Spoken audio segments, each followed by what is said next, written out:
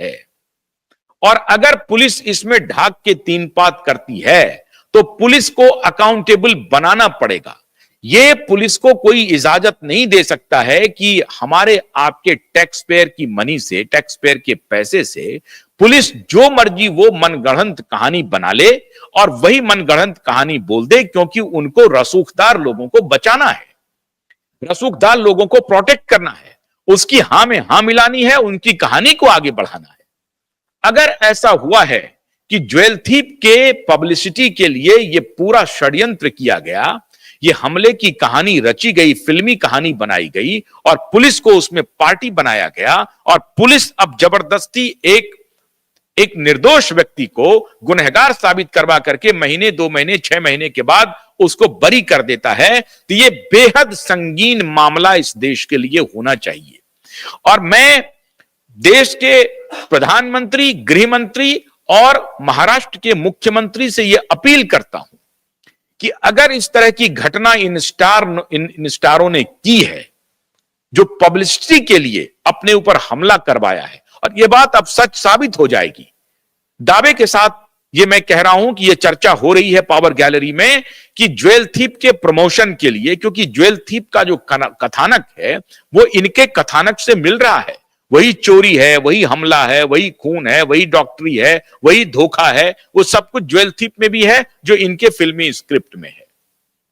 क्योंकि गार्ड देखा नहीं, 2 महिलाएं जो इनके घर की हैं वो जाकर के शिनाख्त कर रही हैं, गार्ड शिनाख्त नहीं कर रहा है, तो जो इनके पेरोल पे रहने वाली हैं वो तो वही बोलेंगे जो पुलिस बोलेगी, और पुलिस वही बोलेगी, सैफ और करीना दोनों मिलकर के पुलिस को बताएंगे। पुलिस को क्या क्या बताएंगे? डॉक्टर कौन होगा? तो वहां पर ऑलरेडी लीलावती हॉस्पिटल में परमवीर सिंह मौजूद है, तो परमवीर सिंह आपको मालूम है कि पुलिस को क्या क्या बता सकते हैं।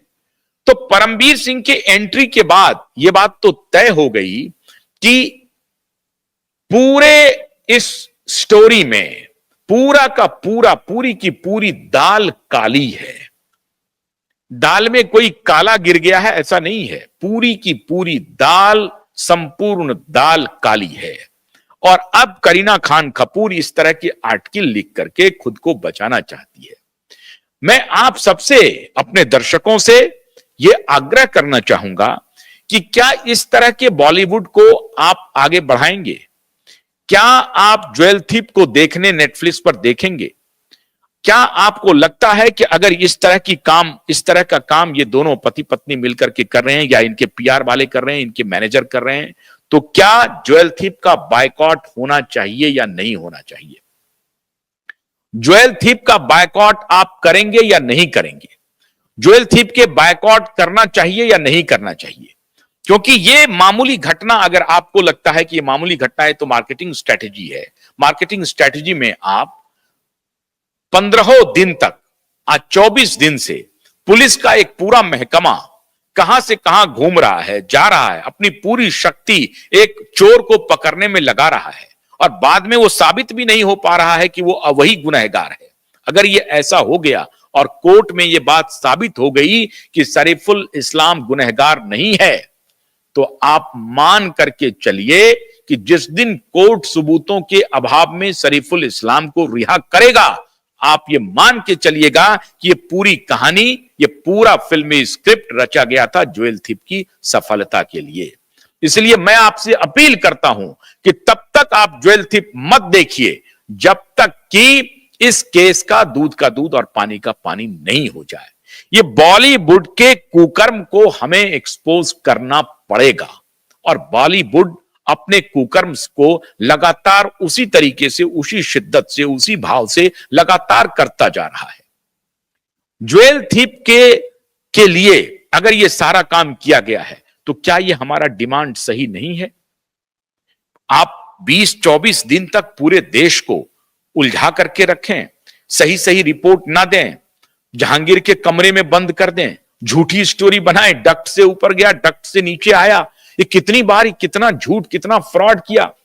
अगर इस तरह के बात को देख करके देश मौन रहता है, तो समझिए इस देश में कुछ भी हो सकता है।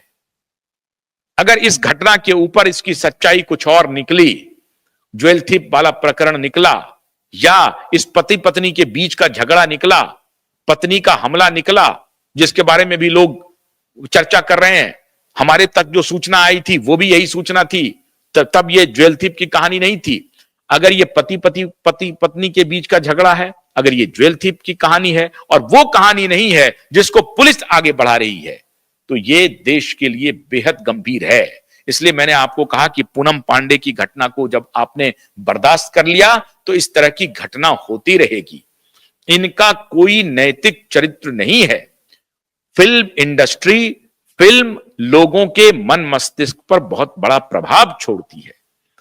अब इस तरह का प्रभाव छोड़ा जाएगा। 500 करोड़ के हीरे का कथानक है ज्वेल थीप, उसको कैसे लूटने के लिए सैफ अली खान एक चोर बना है, कैसे सैफ अली खान उसमें धोखेबाजी की पूरी कहानी है, कैसे एक हार्डन क्रिमिनल सैफ अली खान को चोरी के लिए चुना है, ये पूरा स्टोरी है। और इधर एक चोर आकर के सैफ अली खान के घर में हमला कर देता है।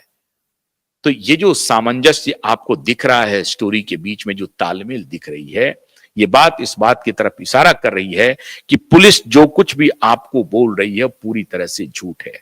अगर हमारे देश की पुलिस, हमारे राज्य की पुलिस इस तरह का व्यवहार करेगी, किसी निर्दोष को फंसा देगी और कुछ दिन के बाद अदालत उसको बरी कर देगा, तो किस चीज पर आप भरोसा करेंगे? कैसे आप भरोसा करेंगे? ये बेहद महत्वपूर्ण, बेहद गंभीर और ये संगीन मामला है।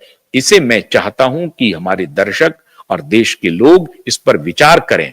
ये मामूली घटना नहीं होगी, ये बड़ी घटना होगी अगर ये पति पत्नी की लड़ाई को हमला में तब्दील कर दिया जाए या ज्वेल थीप के प्रमोशन को हमला बना करके बाजार में पेश किया जाए और उसकी ब्रांडिंग और मार्केटिंग की जाए, जिसमें रियल तरीके से पुलिस को इन्वॉल्व किया जाए, रियल तरीके से सैकड़ों पुलिस वाले दिन रात मेहनत करके एक चोर को पकड़े और मीडिया में ये पूरी रियल स्टोरी चलवाई जाए कि सैफ के ऊपर हमला हुआ है।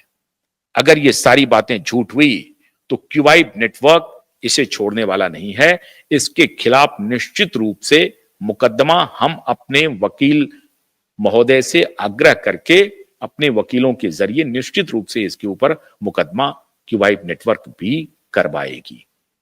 तो इसका इंतजार कीजिए कि इसकी सच्चाई क्या सामने आती है। बहुत बहुत शुक्रिया। नमस्कार।